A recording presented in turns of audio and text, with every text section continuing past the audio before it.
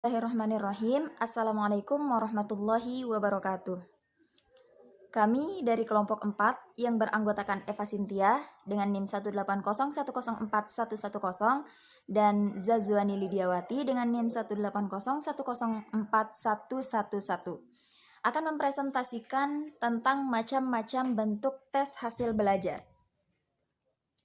Yang pertama yaitu pengertian tes hasil belajar. Tes hasil belajar merupakan tes penguasaan, karena tes ini berfungsi mengukur penguasaan peserta didik terhadap materi yang diajarkan oleh guru. Tes diujikan setelah peserta didik memperoleh sejumlah materi, dan pengujian dilakukan untuk mengetahui penguasaan peserta didik atas materi tersebut. Tes hasil belajar merupakan sumber data bagi guru untuk mengetahui berapakah nilai peserta didik. Tes hasil belajar juga dapat dijadikan sebagai evaluasi bagi guru maupun pihak sekolah. Dengan tes tersebut, peserta didik dapat mengetahui di mana posisinya jika dibandingkan dengan teman-temannya. Kemudian, macam-macam tes hasil belajar. Tes hasil belajar dibagi menjadi 4 macam. Yang pertama yaitu tes formatif.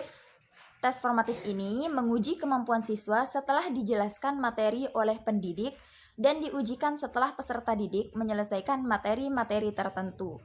Tes formatif dalam praktik pembelajaran dikenal sebagai ulangan harian. Kemudian yang kedua ada tes sumatif. Tes sumatif merupakan tes yang digunakan untuk mengetahui penguasaan siswa atas semua jumlah materi yang disampaikan oleh guru dari awal pertemuan hingga akhir pertemuan. Nah, tes sumatif ini dikenal sebagai ujian akhir semester atau catur wulan tergantung satuan waktu yang digunakan untuk menyelesaikan materi. Yang ketiga ada tes diagnostik. Dalam evaluasi diagnostik, tes hasil belajar digunakan untuk mengidentifikasi siswa-siswa yang mengalami masalah dan menelusuri jenis masalah yang dihadapi.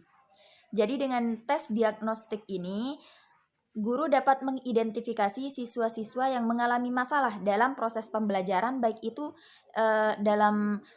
ketika tidak memahami suatu materi ataupun lain sebagainya. Dan dengan masalah tersebut, lalu guru dapat menelusuri jenis masalah yang dihadapi. Kemudian yang keempat ada tes penempatan.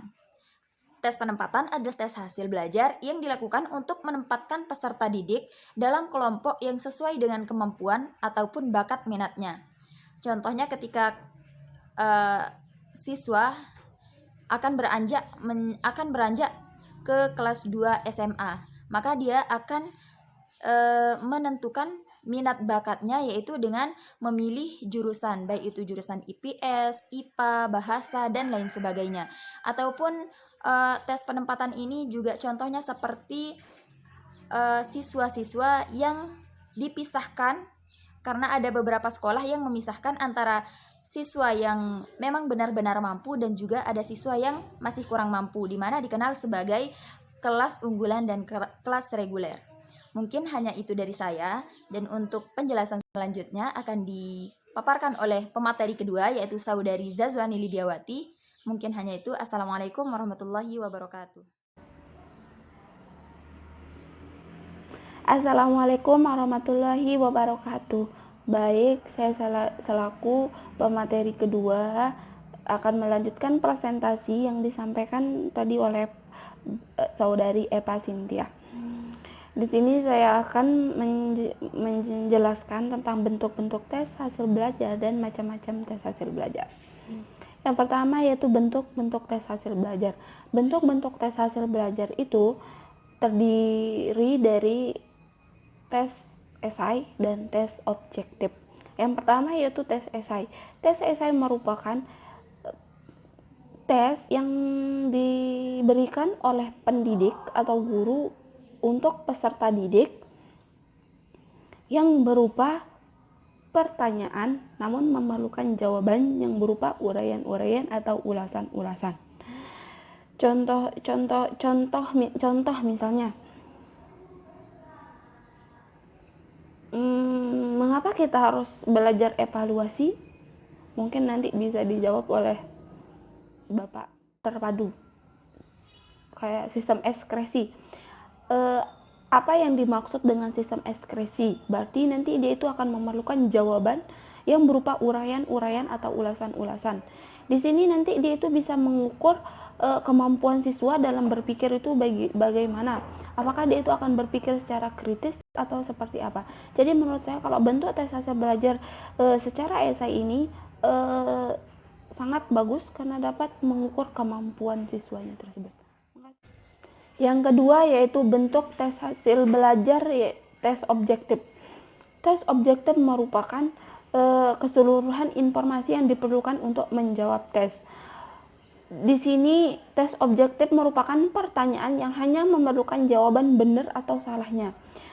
Contohnya itu seperti pilihan ganda. Di sini udah tahu kan maksud dari contohnya itu kan seperti pilihan ganda. Pilihan ganda itu hanya akan memerlukan jawaban benar atau salahnya, misalnya A, B, C, D, seperti itu. Kelemahan dari bentuk tes hasil belajar menurut saya ini kurang efektif. Kenapa? Karena nanti siswa bisa menebak mana jawaban yang benar, mana jawaban yang salah. Jadi dia asal-asalan cara jawabnya. Berbeda dengan bentuk tes hasil belajar yang secara esai yang memerlukan jawaban berupa uraian-uraian atau ulasan-ulasan tadi.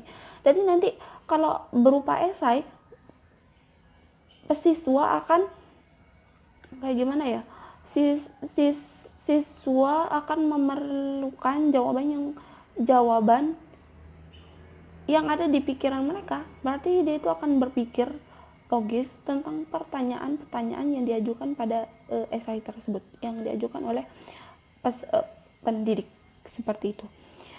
Kemudian yang kedua yaitu komponen-komponen tes hasil belajar. Komponen-komponen tes hasil belajar itu banyak, perangkat soal, petunjuk pengerjaan, butir soal, perangkat soal adalah keseluruhan butir pertanyaan atau pertanyaan berikut segala kelengkapannya. Kemudian petunjuk pengerjaan, udah biasa kan itu dia petunjuk pengerjaan itu kayak gimana, misalnya nanti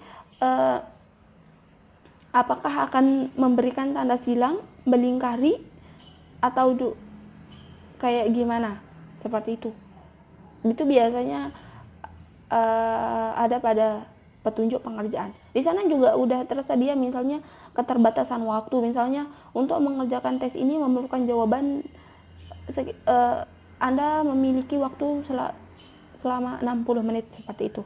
Kemudian butir soal ini nanti ada berapa di tes tersebut, apakah ada 40 untuk pilihan gandanya atau tes objektifnya, dan esainya itu ada 5 atau berapa itu yang disebut sebagai butir soal. Itu item-item pertanyaan yang dilakukan oleh pendidik. Kemudian pilihan. Tadi kan saya sudah sebut tadi yang pertama itu objektif atau enggak esai. Nah, di sini juga sudah ada pilihan. Pilihannya itu seperti apa? Apakah dia itu nanti soalnya objektif atau esai, seperti itu. Pilihan atau soal objektif adalah soal yang segala kemungkinan jawaban telah disediakan, dan tugas peserta tes adalah memilih satu pilihan yang merupakan jawaban atas pertanyaan tersebut. Memilih satu pilihan yang merupakan jawaban atas pertanyaan tersebut, benar atau salahnya, seperti itu. Kemudian kunci jawaban ini juga diperuntukkan nanti pada komponen-komponen tes hasil belajarnya. Jawabannya adalah salah, maka benar merupakan pengecoh. Misalnya A, B, C, D. Berarti nanti di sini itu ada salah satu jawaban yang benar dan selebihnya itu sebagai pengecoh. Kan selebihnya saya akan menyerahkan ke moderator saudari Eva Cynthia. Baik, saya selaku sebagai pemateri kedua mengucapkan Assalamualaikum warahmatullahi wabarakatuh. Alhamdulillah, kita sudah mendengarkan penjelasan dari kelompok 4 mengenai macam bentuk tes hasil belajar. Bagi teman-teman yang ingin bertanya dipersilahkan, dan semoga video ini bermanfaat. Sekian dari kami. Assalamualaikum warahmatullahi wabarakatuh.